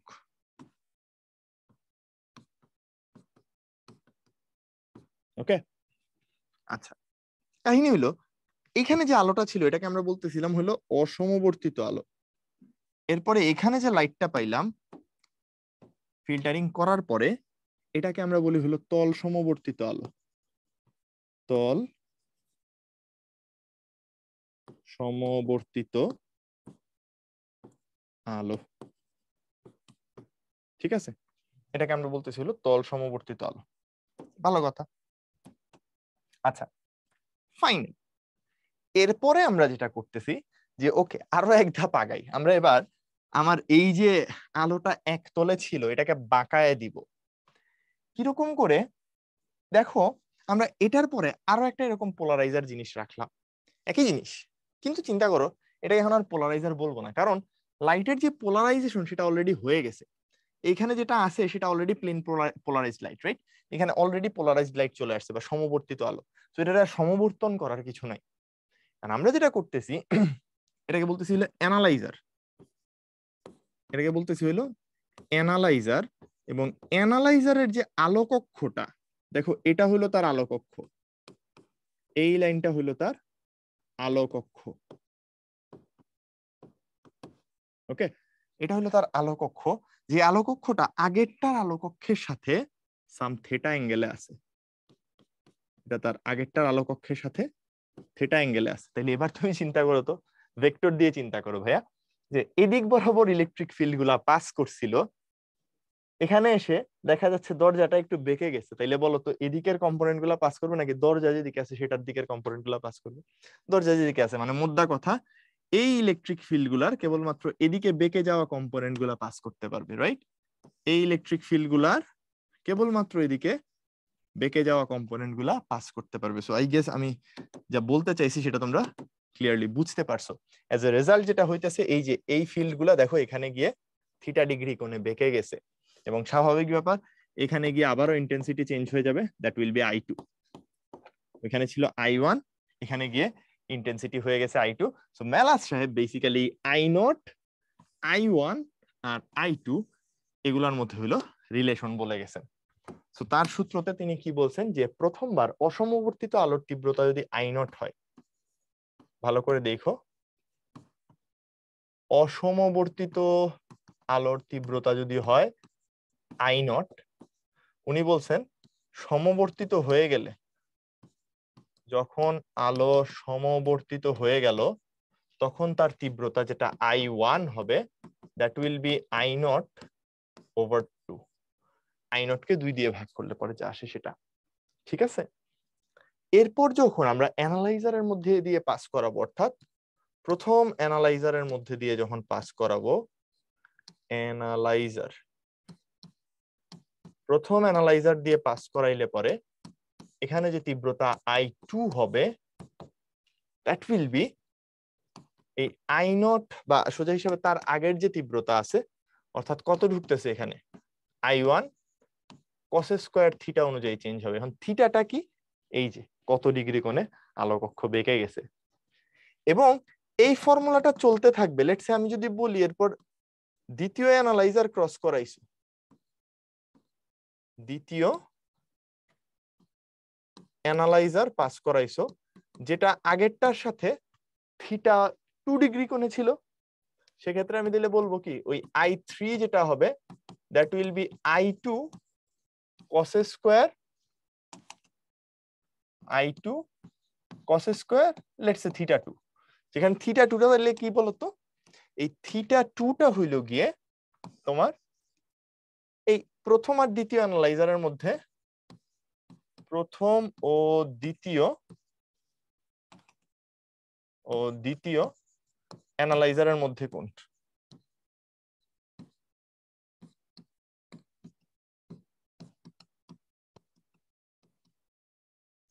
মধ্যে অ্যাঙ্গেল, মানে কিসের অ্যাঙ্গেল তো বুঝতেই পারতেছো, তো ডিটেইলস কথা লিখলাম না।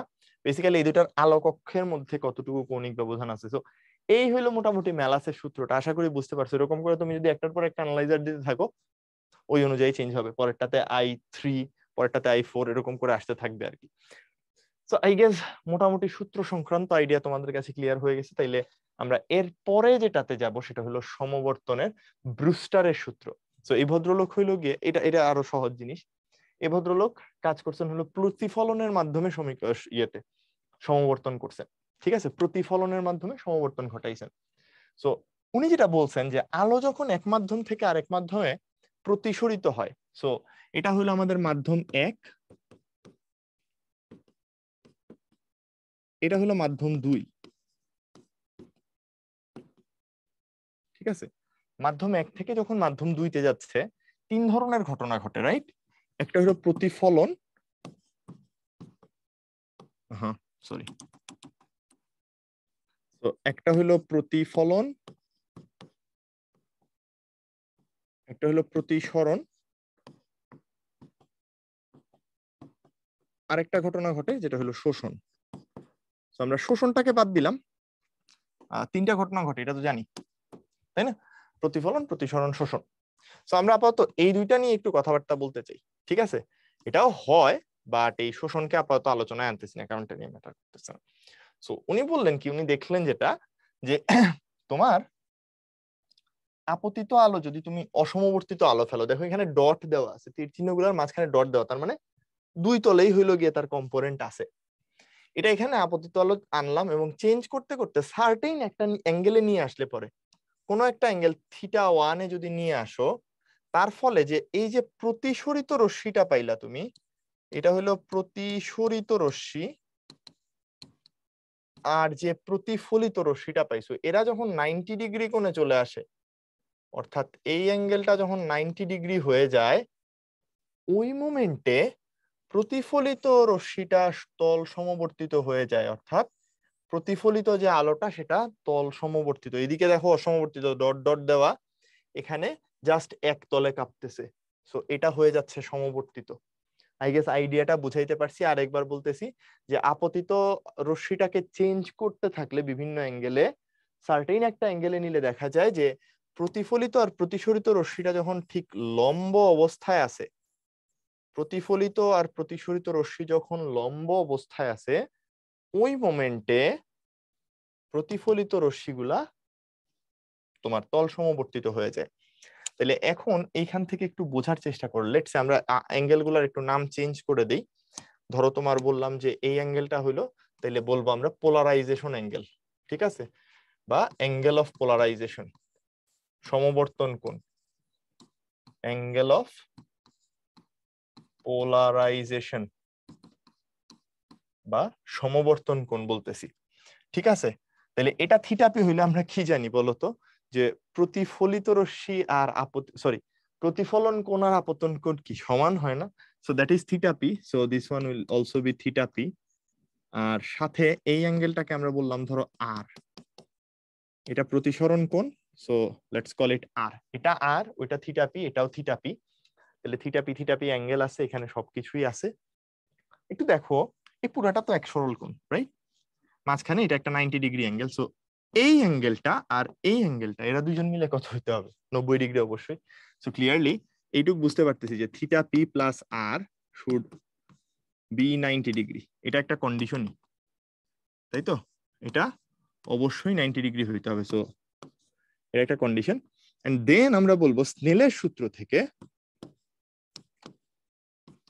স্নেলের সূত্র যদি এখন একটু খাটাই খালি, তাহলে আমরা কি জানি, সাইন আই অর্থাৎ sine theta p divided by sine r is equal to কি হবে বলতো, মিউ, দুই মাধ্যমের প্রতিসরণাঙ্ক। সো এখান থেকে দেখো এটাকে লিখতে পারবো সাইন থিটা পি, আর দেখো এটাকে লিখতে পারবো sine 90 degree minus theta p. কেমনে? ওই যে উপরে লেখা আছে, রাইট? তাহলে আর সমান কি হবে, 90 degree minus theta p is equal to mu, যেখান থেকে তুমি পাচ্ছ কি, যে sine theta p by cos theta p, কারণ সাইন 90 ডিগ্রি মাইনাস থিটা মানে cos theta, is equal to mu, যেটা তোমাকে আলটিমেটলি দিবে আমাদের এখানকার সবথেকে গুরুত্বপূর্ণ সূত্রটা, যে tan theta of polarisation should be equal to mu. তাইলে সমবর্তন কোণ যে থিটা পি আমরা ধরছিলাম, এটাকে বলতেছিলাম সমবর্তন কোণ, রাইট? সো এই সমবর্তন কোণ থিটা পি এর tan এর অনুপাত যদি নেই সেটা হবে মিউ এর সমান। That's it. এই হলো ব্রুস্টারের সূত্র। এখানে বেসিক্যালি এই দুইটা জিনিস মনে রাখলেই কাজ চলে যায়, যে থিটা পি প্লাস আর মিলে 90 ডিগ্রি হইতে হবে এবং থিটা পি এর tan এর অনুপাতটা মিউ এর সমান, তাহলে তোমার কাজ চলে যাবে। সো এখানে দুইটাই ফর্মুলা, এক ম্যালাসের সূত্র যেটা তীব্রতা নিয়ে কথাবার্তা বলে আলোর, আর আরেকটা হলো ব্রুস্টারের সূত্র যেটা হলো গিয়ে পোলারাইজেশন অ্যাঙ্গেল নিয়ে কথা বলে যখন আমরা প্রতিফলনের মাধ্যমে পোলারাইজেশনটা ঘটাইতেছি। সো প্রথমে একটু অঙ্কে চলে যাই, কি বলতেছে, a light beam is incident from air on a reflecting surface so that the reflected ray is found to be completely polarized when the angle of incidence is 48 degree. That means এটা হলো আমাদের সেই polarization অ্যাঙ্গেলটা, right? এটা তাইলে হলো polarization angle. If some of the incident light passes into the material below the surface, what is the angle of refraction? So angle of refraction কত তোমার কাছে জানতে চাচ্ছে। সিম্পলি চিন্তা করো, আমরা তো এটা জানি, theta p plus r equals to কত, 90 ডিগ্রি। সো ক্লিয়ারলি এখান থেকে আমরা বলতে পারবো আর এর value will be 90 degree minus 48 degree, right? 90 degree minus 48 degree, so that will bring তোমার এখানে কত থাকবে, সো এটা হয়ে যাবে তোমার এখানে 242 ডিগ্রি আর কি, 42 ডিগ্রি। তাহলে কত আসতেছে, এই যে বি নাম্বার, এটা হয়ে যাবে আমাদের কারেক্ট অ্যান্সার।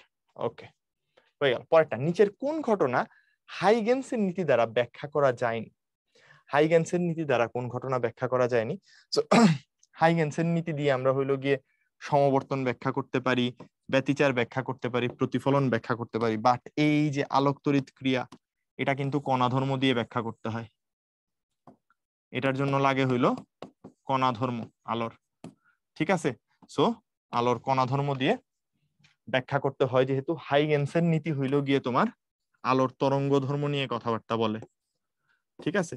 আলোর তরঙ্গ ধর্ম নিয়ে কথাবার্তা বলে, সুতরাং এটা দিয়ে কণা ধর্ম রিলেটেড যে ব্যাখ্যাগুলো আছে সেগুলো দেওয়া সম্ভব না। সঠিক উত্তর তাইলে হবে ফটোতড়িৎ ক্রিয়া। এটা আইনস্টাইনের তত্ত্ব দিয়ে ব্যাখ্যা ট্যাখ্যা করতে হয়। আইনস্টাইন এটাকে ব্যাখ্যা করার জন্য নোবেল পাইছিলেন। বাই দ্য ওয়ে একটা জিনিস তোমাদেরকে বলতে ভুলে গেছি, এই যে সমবর্তন সমবর্তন নিয়ে চিল্লাইতেছি, এই সমবর্তনের একটা বিশাল বড় ক্রাইটেরিয়া আছে আর কি। সো সমবর্তন জিনিসটা শুধুমাত্র অনুপ্রস্থ তরঙ্গের জন্য প্রযোজ্য। এটা শুধুমাত্র অনুপ্রস্থ তরঙ্গে বা ট্রান্সভার্স ওয়েভের জন্য সম্ভব, অনুদৈর্ঘ্য তরঙ্গে হয় না। অর্থাৎ শব্দ তরঙ্গ যদি চিন্তা করি, যেটাকে আমরা আমাদের আশেপাশের শুধু যেটা শব্দ তরঙ্গের কথা বলতেছিলাম, শব্দ তরঙ্গ যেটাকে আমরা অনুদৈর্ঘ্য তরঙ্গ আমাদের আশেপাশে সব থেকে পরিচিত হিসাবে জানি, অনুদৈর্ঘ্য তরঙ্গ, সো সেটাতে কিন্তু সমবর্তন সম্ভব না। সমবর্তন শুধুমাত্র অনুপ্রস্থ তরঙ্গতে সম্ভব, এবং আলো কিন্তু একটা অনুপ্রস্থ তরঙ্গ, আমরা দেখছি একটু আগে, অর্থাৎ তড়িৎচুম্বকীয় তরঙ্গ একটা অনুপ্রস্থ তরঙ্গ, এটাতে খাটবে। আচ্ছা, তাইলে এটা বুঝছি। এর পরেরটাতে যে হীরকের প্রতিফলক তলে একটি আলোক রশ্মি 60 ডিগ্রি কোণে আপতিত হলে এবং হীরকের মধ্যে প্রতিসরণ কোণ 12 ডিগ্রি পাওয়া গেল, হীরকের সমবর্তন কোণ কত? তাহলে প্রথম কাজ মিউ বাইর করে ফেলা। মিউ ইকুয়ালস টু হবে তাহলে sine 60 degree divided by sine 12 degree. Calculate করে ফেলি একটু ক্যালকুলেটরের মধ্যে। So sine 60 degree, sine 60 divided by sine 12 is equal to 4.165। 4.165। এখান থেকে তাইলে আমরা বলবো therefore tan theta p is equal to mu।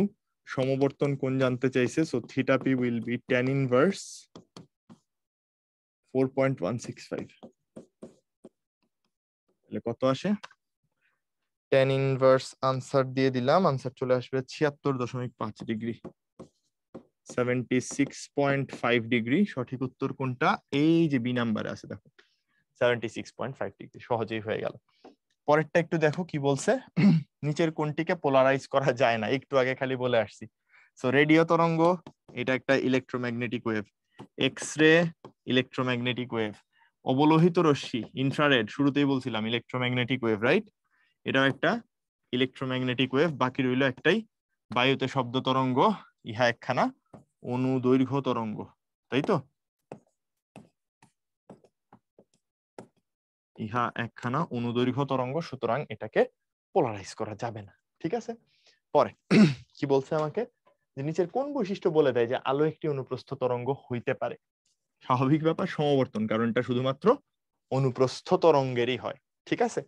বাকি যেগুলো আছে এগুলা তোমার অনুপ্রস্থ অনুদৈর্ঘ্য হতে পারে, কিন্তু কেবলমাত্র সমবর্তনটা হইতে পারে শুধুমাত্র অনুপ্রস্থ তরঙ্গ। নেক্সট প্রবলেম আমাদেরকে বলতেছে কি, যে 1.62 প্রতিসরণাঙ্ক বিশিষ্ট একটা কাচের প্লেটে আলোক রশ্মি আপতিত হয়, যদি প্রতিফলিত এবং প্রতিসরিত রশ্মি একে অপরের সাথে লম্বভাবে অবস্থান করে। পোলারাইজেশন অ্যাঙ্গেলের কথা বলতেছে, রাইট? সো এখান থেকে প্রথমেই যে জিনিসটা মার্ক আউট করা দরকার, যে I is equal two theta P, এটা ক্লিয়ার হয়ে যাওয়া দরকার, রাইট? তার কারণ কি, লম্বভাবে অবস্থান করছে, কে কে? প্রতিফলিত আর প্রতিসরিত রশ্মি। তাইলে আপতন কোণের মান নির্ণয় করতে বলছে। চিন্তা করো, তোমাকে 1.62 প্রতিসরণাঙ্ক দিয়ে দিছে, সো সোজা হিসাব tan i সমান কি হয়ে যাবে? Mu, right? সো এখান থেকে i is equal two theta p is equal two, যা ইচ্ছা বলো, একই তো জিনিস, অত কষ্ট করারই দরকার নাই। জাস্ট এখান থেকে হিসাব করে 1.62 বসায় দাও, দেখো ক্যালকুলেটরে কত ডিগ্রি আসে। এইটুকু হিসাব করলে চলো, অথবা তুমি যদি চাও পুরো অঙ্ক করে আসবা। পুরো অঙ্ক তো আমি দেখাইছি, এই ফর্মুলাটা কিভাবে আসে এটা আমি প্রুফ করে দেখাইলাম না? সো ওইটুক দিয়ে করে ফেলতেই পারবা, কোনো সমস্যা নাই। tan ইনভার্স তাইলে 1.62 বসায় দাও, আনসার চলে আসতেছে 58.314 ডিগ্রি, 58.314 ডিগ্রি। সো পরেরটাতে আমাদেরকে বলতেছে দুটি সমবর্তন ফালিকে সমান্তরালে এমন ভাবে রাখা হলো যেন দ্বিতীয়টি আলোককক্ষ প্রথমটির আলোককক্ষের সাথে 60 ডিগ্রি কোণে থাকে। কোনো অসমবর্তিত আলোক এ সজ্জার এক প্রান্ত দিয়ে পাঠালে অপর প্রান্তে আলোর তীব্রতা অসমবর্তিত আলোর কত গুণ হবে? দেখতে একটু অদ্ভুত লাগতে পারে, বাট তুমি জাস্ট ওই যে আমরা একটু আগে যে ফর্ম মানে ছবিটা দেখছিলাম ওটার মতো করে যদি একটা দুইটা ছবি একটু এঁকে ফেলতে পারো তাইলে বোঝাটা সহজ হয়ে যাবে আর কি। সো লেটস সে এটা হলো আমার একটা অসমবর্তিত আলো, এটাকে কোন একটা সজ্জার মধ্যে দিয়ে পাঠাচ্ছি। লেটস সে এই হইলো সেই সজ্জা বা স্ট্রাকচার। সো এটার মধ্যে আবার পোলারাইজার আছে আমাদের। সো লেটস সে এটা একটা পোলারাইজার। এই পোলারাইজারের মধ্যে দিয়ে যখন পাস করতেছে, এটা দিয়ে পাস করলো, করার পরে আবার আরেকটা পোলারাইজার পড়বে এটার সামনে। সো লেটস সে এটা হলো আমার সেকেন্ড পোলারাইজারটা, এটার মধ্যে দিয়েও যে গেল, তাহলে এটা একটা পোলারাইজার, এটা ছিল একটা পোলারাইজার। দুজনের আলোককক্ষ আবার সেম লাইনে না। যাই হোক শেষ করি আর কি, ছবি মোটামুটি হইলেই হলো, ছবি নিয়ে অত বেশি প্যারা নিও না। তাহলে এই বরাবর যাচ্ছে, আমরা অক্ষটা দেখলাম, আলোগুলা একটু এঁকে দেই কয়েকটা। সো এইখানে এটা ছিল, লেটস সে এটা ছিল তার সমবর্তন অক্ষ বা আলোককক্ষ। তাহলে এই বরাবর তরঙ্গগুলা পাস করতে দিছে। দেন কি বলতেছি আমরা, এটার যে আলোককক্ষ আছে সেটা আগেরটার থেকে কিছুটা বেঁকে গেছে, এটা ছিল এটার আলোককক্ষ। সলিড লাইন দিয়ে দেখাই, এটারটা এখন একটু বেঁকে গেছে। কত ডিগ্রি কোণে বাঁকছে বলতেছে হলো গিয়ে 60 ডিগ্রি কোণে বাঁকতেছে। তাহলে এটাকে বলতেছি আমরা 60 ডিগ্রি। মনে আছে নিশ্চয়ই এইসব জিনিসপত্র একটু আগে দেখছিলাম, এটা হচ্ছিল থিটা। সো থিটা সমান 60 ডিগ্রি পেয়ে গেছি আমরা। এবার তাহলে তীব্রতা গুলো একটু দেখো, এই যে এখানে আসলে পরে তো এটা বেঁকে যাবে এরকম, এই লাইন বরাবর আলোক যে তরঙ্গ গুলো আছে।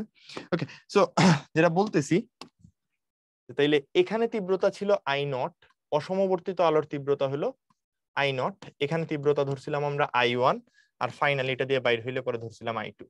একটু সিম্পল ক্যালকুলেশন করি, I2 সমান কি শিখছিলাম আমরা, I1 cos square theta, right? So এখান থেকে হিসাব করতে থাকি, I2 ইকুয়ালস টু চলে আসবে, এটা হয়ে যাবে I0/2, রাইট? ম্যালাসের সূত্র ডিরেক্টলি বসায় দিচ্ছি, রাইট? আচ্ছা, এরপরে এখানে গুণ হয়ে কি আসবে দেখো একটু, cos 60 ডিগ্রি এটার হোল স্কয়ার না? সো এখান থেকে চলে আসতেছে I2/I0, এটাই তো চাচ্ছি। আমার এক নির্গত যে আলো আছে পাঠালে অপর প্রান্তের আলোর তীব্রতা অসমবর্তিত আলোর কত গুণ হবে? সো অপর প্রান্তের আলোর যে তীব্রতা, অপর প্রান্তে আলোর যে তীব্রতা এটা কত আসলে, this is basically I2, right? এখানে I2 এর কথা বলতেছে, আর এই যে অসমবর্তিত আলোর কত গুণ বলতেছে, অসমবর্তিত আলোর তীব্রতা কত, this is I0, right? So এখান থেকে যদি পাই, এরপর একটু হিসাব করি, I2/I0 ইজ ইকুয়াল টু, এটা চলে আসবে হাফ, আর এটা হইলো গিয়ে হাফের স্কোয়ার, রাইট? cos 60 ডিগ্রি মানে হাফ, হাফের স্কোয়ার। সো ফাইনালি তুমি যেটা পাইতেছো that is I2/I0 is equal to 1/8। এটাই তোমার আনসার, অর্থাৎ 8 ভাগের 1 ভাগ হয়ে যাবে। এবং এখান থেকে তাইলে তুমি ম্যালাসের সূত্র ইউজ করে অঙ্কটা সলভ করে ফেলতে পারলা। আশা করি তাইলে এটা যেভাবে বুঝাইছি তোমরা ক্লিয়ারলি বুঝতে পারছো, এবং এটা হয়ে গেলে আমাদের আজকের লেকচার এখানে শেষ হয়ে যাচ্ছে। সো আশা রাখবো তোমরা এখান থেকে তড়িৎচুম্বকীয় তরঙ্গ, পয়েন্টিং ভেক্টর, এবং এই যে খুবই গুরুত্বপূর্ণ একটা টপিক সমবর্তন, এটার সাথে রিলেটেড ম্যালাসের সূত্র এবং ব্রুস্টারের সূত্র সম্পর্কে বেশ ভালো একটা আইডিয়া পাইছো। বাসায় এখন বাকি যত অঙ্ক আছে প্লাস এখানে যা যা করাইলাম সবকিছু একটু ভালো করে প্রিপারেশন নিয়ে নাও এবং একটু ভালো করে প্র্যাকটিস করে নাও, তাহলে দেখবা তোমার কিন্তু এই অঙ্কগুলা নিয়ে পরীক্ষার হলে আর কোথাও আটকাইতে হবে না। তো ভালো থাকো, সুস্থ থাকো, দেখা হবে আবার পরের লেকচারে বাকি টপিকগুলা নিয়ে। ততক্ষণের জন্য খোদা হাফেজ।